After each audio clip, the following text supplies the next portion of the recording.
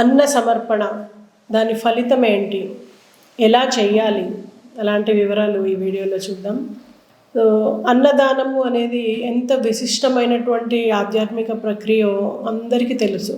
అన్నదానం చేస్తున్నాము పూజల దగ్గర, పునస్కారాల దగ్గర, మంచి చెడు అన్ని కార్యక్రమాల దగ్గర మనము అన్నదానం చేస్తూ ఉంటాం. అయితే దీంట్లో ఎలా చేస్తే ఫలితం ఉంటుంది మీకు తెలుసా? జనరల్గా మన ఇంటికి ఎవరైనా బంధువులు వచ్చారనుకోండి, మనకు తెలిసిన వాళ్ళే, మనలాగే మన పరిస్థితుల్లో, మన చుట్టాలు అనగానే ఏంటి, మనకున్న ఆర్థిక పరిస్థితుల్లోనే వాళ్ళు కూడా ఉంటారు కదా, ఇంచుమించు. సో బాగా డబ్బున్నోళ్ళు లేదా ఫారెన్ నుంచి వచ్చారనో, ఇంకా ఇలా ఎవరైనా మన ఇంటికి వచ్చారు అంటే చాలా రకాలన్నమాట. మనం ఇక శక్తికి మించి ఎన్నో రకాలు చేసేసి వాళ్ళు ఎన్నడూ తినలేదేమో తిండి అన్న విధంగా వాళ్ళకి పెడుతూ ఉంటాం.